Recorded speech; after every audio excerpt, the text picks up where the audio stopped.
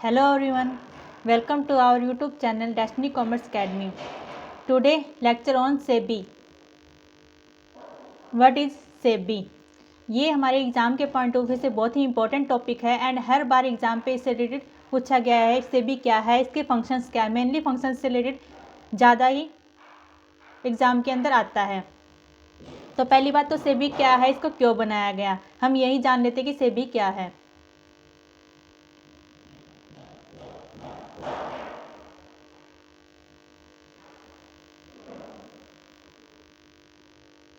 एक एग्जाम्पल लेकर हम समझने की कोशिश करते हैं।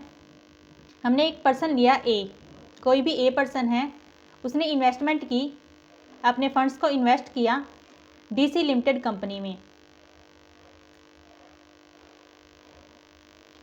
इन्वेस्टमेंट की इसके अंदर, इसके शेयर्स परचेज किए, तो उस हिसाब से क्या बन गया, ये उसका शेयर होल्डर बन गया।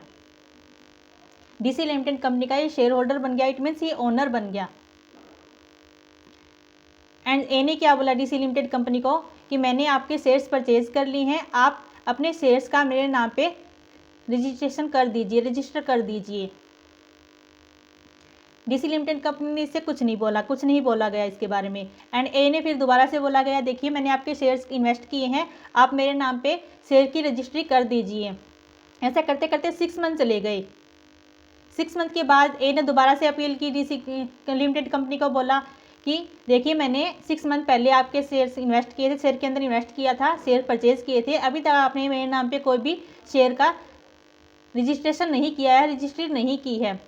एंड 6 मंथ बाद DC लिमिटेड आती है और ए को क्या बोलती है कि हम आपको कोई भी शेयर नहीं देने वाले हैं, हम आपके पास कोई भी शेयर का रजिस्ट्रेशन नहीं करेंगे, कोई भी डॉक्यूमेंट नहीं देंगे, आपका हमारा कोई भी रिश्ता नहीं है। ए को गुस्सा आया उससे, क्योंकि ए ने इन्वेस्ट किया है, फंड 6 महीने हो गए, उसका इंटरेस्ट भी बनता है, सब कुछ हो रहा है। एंड ए देन क्या गया, सेंट्रल गवर्नमेंट के पास कोर्ट में गया। कोर्ट में जाकर उसने DC लिमिटेड कंपनी के खिलाफ अपील की। सेंट्रल गवर्नमेंट ने देखा कि हाँ भाई ये तो गलत बात है, DC लिमिटेड कंपनी ने ए के साथ गलत किया है। ऐसा करते करते ऐसे बहुत सारे केस आ गए जो सेंट्रल गवर्नमेंट के साथ संभालने मुश्किल हो चुके थे। देन सेंट्रल गवर्नमेंट ने देखा कि हमें स्टॉक मार्केट से रिलेटेड कोई ना कोई ऐसी बॉडी बनानी चाहिए जो स्टॉक मार्केट के ऊपर कंट्रोल कर सके। उसके बाद SEBI को बनाया गया 1998 में। 1988 में SEBI को बनाया गया। SEBI एक अलग से बॉडी बनाई गई जो कि पूरे स्टॉक मार्केट के ऊपर कंप्लीटली रूल्स बनाएगी, रेगुलेशन बनाएगी, कंट्रोलिंग करेगी। तो आपको समझ में आया SEBI क्यों बनाया गया। जो भी स्टॉक मार्केट के अंदर धोखा हो रहा था, इन्वेस्टर के साथ हो रहा था, उनको कंट्रोल करने के लिए SEBI को बनाया गया। तो फर्स्टली हमने क्या देखा, security and exchange board of India setup in 1988। 1988 में SEBI को सेटअप कर दिया गया, बना दिया गया। और क्या बोला गया कि आप प्रमोट करोगे और हेल्थी डेवलपमेंट करोगे स्टॉक मार्केट के अंदर और अपने इन्वेस्टर्स का इंटरेस्ट को प्रोटेक्ट करोगे। बट 1988 में SEBI बना दिया गया, बट वो अच्छे से not able to exercise complete control the stock market transaction. वो पूरी तरह से स्टॉक मार्केट के ट्रांजैक्शन पर कंट्रोल नहीं कर पाया। इसका पीछे रीज़न क्या था, अथॉरिटी बना दी, एक बॉडी बना दी SEBI, बट उसको गवर्नमेंट ने कंप्लीटली पावर नहीं दी। उसके पास इतनी पावर नहीं थी कि अगर स्टॉक मार्केट में कुछ भी गड़बड़ हो रही है, कुछ गलत हो रहा है, तो उसके ऊपर जाके वे कंट्रोल कर सके, उसको रोक सके। उसको क्या नाम दिया गया, उसको एक वॉच डॉग के नाम से दिया गया। ये अच्छा क्वेश्चन है। 1988 में SEBI क्या था, ओनली एक वॉच डॉग था। अथॉरिटी है एक SEBI, security and exchange board of India, जो निगरानी रखता है स्टॉक मार्केट के ऊपर, बट उसका पूरी तरह से कंट्रोल नहीं है कि वो कोई भी अगर कुछ गलत हो रहा है, कोई भी कंपनी किसी के साथ गलत कर रही है, कुछ माल प्रैक्टिस कर रही है, तो उसके खिलाफ वो जाकर कोई भी कार्रवाई कर सके।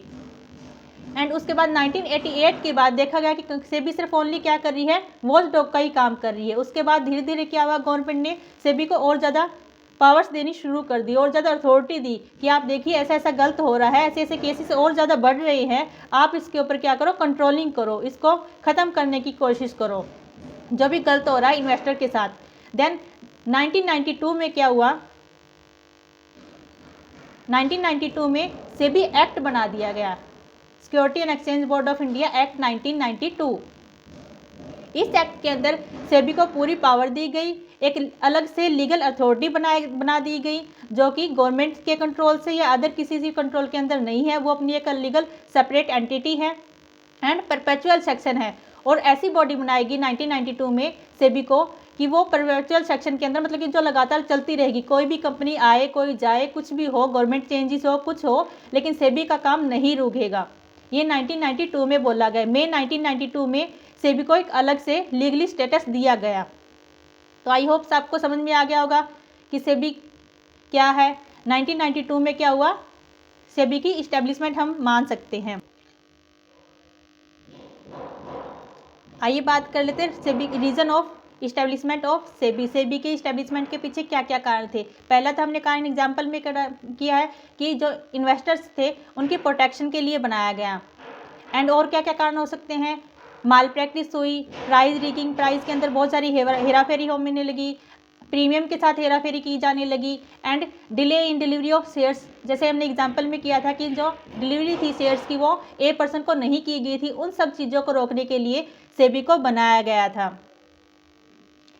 Due to this mal practice the customer start losing confidence, जैसे जैसे माल प्रैक्टिस इंक्रीज हुई तो कस्टमर्स ने स्टॉक मार्केट के अंदर इन्वेस्ट करना बंद कर दिया था, उनका विश्वास उठ गया था स्टॉक मार्केट से। देन उसके बाद स्टॉक सेबी को मार्केट के अंदर लाया गया ताकि दोबारा से स्टॉक मार्केट शुरू हो सके। So government of India decided to set up an agency और रेगुलेट बॉडी। गवर्नमेंट ने क्या की, एक एजेंसी और रेगुलेट बॉडी बनाई, क्या बनाई, SEBI. Act is 1992। Then purpose कर लेते हैं, इसके रोल क्या है, पर्पज क्या है। पहला तो इसका मेन काम वर्किंग तो इन्वेस्टर से रिलेटेड था, एंड और अदर्स पर्पज क्या हो सकते हैं इसकी, इश्यूअर से रिलेटेड, इन्वेस्टर से रिलेटेड और इंटरमीडिएटर से रिलेटेड। इश्यूअर से रिलेटेड क्या है, इस कोई भी कंपनी है वो अपने शेयर्स को इश्यू करती है मार्केट में जाकर। पीछे पर्पज क्या होता है कंपनी का शेयर इशू करने का, फंड को रेज करना।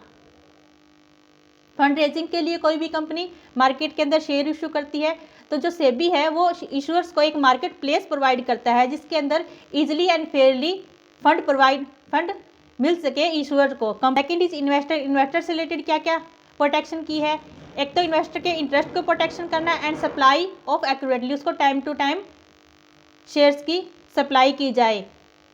Third is intermediators, for intermediators is provide a competitive professional, for intermediators it provide a competitive professional market. Intermediators को एक कम्पिटिटिव प्रोफेशनल मार्केट प्रोवाइड की जा सके ताकि वो अपना काम अच्छे से कर सके। Then objective of SEBI, objective क्या क्या है इसके, firstly to regulate the activity of stock exchange, stock exchange से रिलेटेड जितनी भी एक्टिविटी है उनको रेगुलेट करना, रूल्स बनाना। And then to protect the right of investors and ensure safety to their investment, investors को सेफ्टी प्रोवाइड करना। Third is fraud और मैल प्रैक्टिस से बचाना। Fourth is code of conduct, intermediators कौन कौन से होते हैं, ब्रोकर्स होते हैं, अंडरराइटर्स होते हैं, उनके लिए कोड ऑफ कंडक्ट रेगुलेट करना और डेवलप करना। ये हमने किया सेबी के पर्पज एंड ऑब्जेक्टिव्स। अब मेनली जो बात है हमारी फंक्शंस की, जो एग्जाम में बार बार पूछा गया है, वो है सेबी के फंक्शंस क्या क्या है सेबी के। Functions of SEBI, first is protective function, protect किसको करता है, इन्वेस्टर्स को। सेकंड इज डेवलपमेंट, डेवलपमेंट किसको से रिलेटेड करता है, इकोनॉमी से रिलेटेड, जीडीपी से related. And third is regulatory function, regulatory function मतलब कि रूल्स प्रोवाइड करता है। आइए इन फंक्शंस को पढ़ते हैं।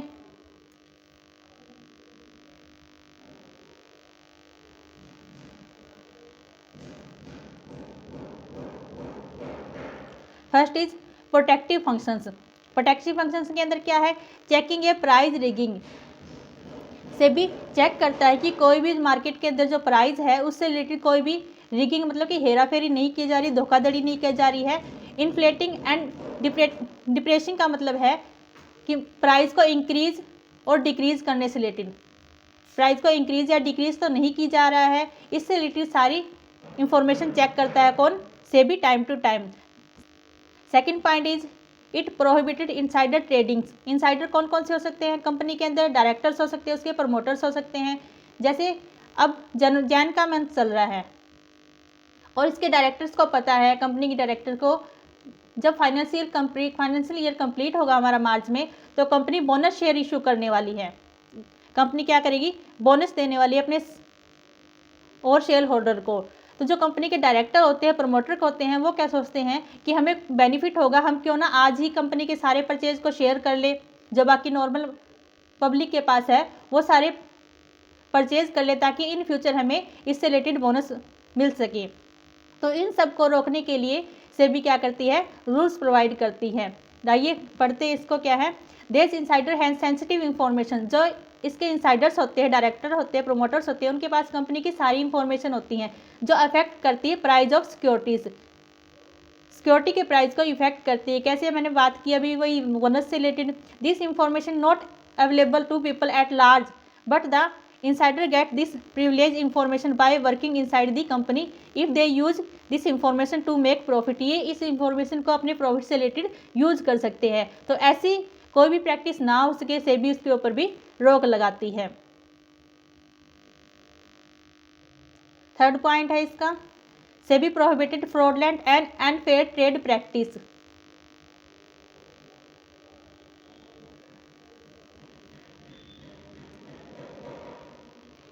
अनफेयर ट्रेड प्रैक्टिस से मतलब है कि कोई भी मिसलीडिंग स्टेटमेंट कंपनी से रिलेटेड मार्केट के अंदर ना आ पाए। कंपनी ऐसी भी कोई भी इंफॉर्मेशन ना फैला सके जिससे कि उसकी सिक्योरिटी के प्राइस में अप डाउन की सिचुएशन हो सके। फ्रॉड कैसी मिसलीडिंग स्टेटमेंट हो सकती है? कोई भी कंपनी, जैसे हमने डीसी कंपनी से, लिमिटेड कंपनी से एग्जाम्पल लिया था, वो कोई भी इंफॉर्मेशन ऐसे फैला दे कि हम क्या है, आफ्टर 1 मंथ हम ए लिमिटेड कंपनी को टेक ओवर करने वाले हैं।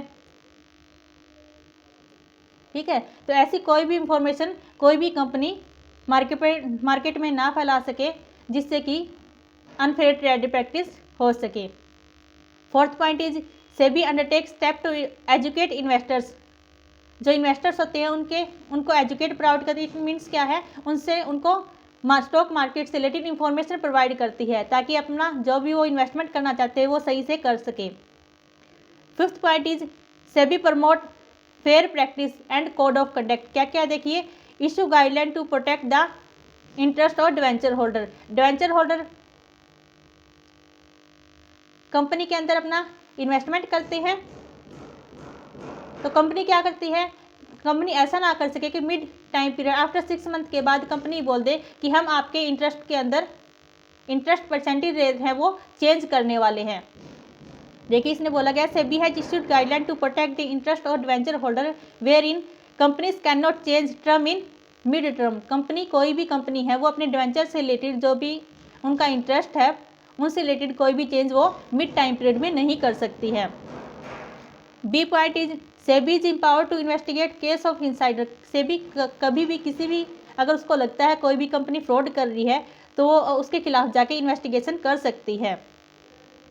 Then SEBI has stop the practice of making preferential allotment of share और अनरिलेटेड मार्केट प्राइस। जो मार्केट का प्राइस है वो भी सही होना चाहिए सेबी के अंडर।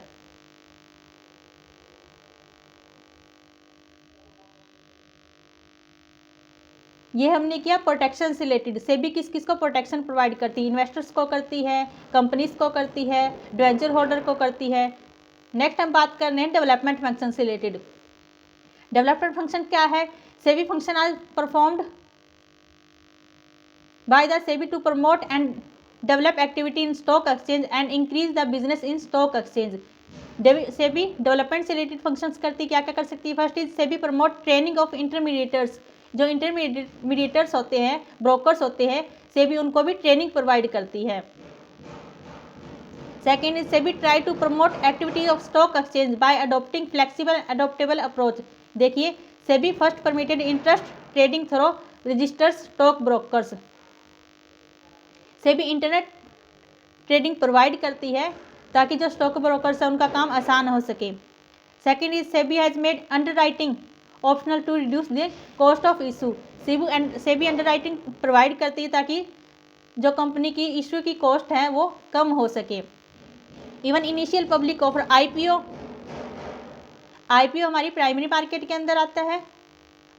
प्राइमरी मार्केट के अंदर जो भी शेयर्स इश्यू किए जाते हैं वो आईपीओ के अंदर आते हैं। तो आईपीओ परमिटेड कौन करता है?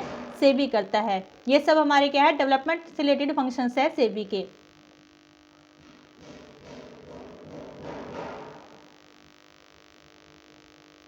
एंड थर्ड हम करने वाले लास्ट, रेगुलेटरी फंक्शंस।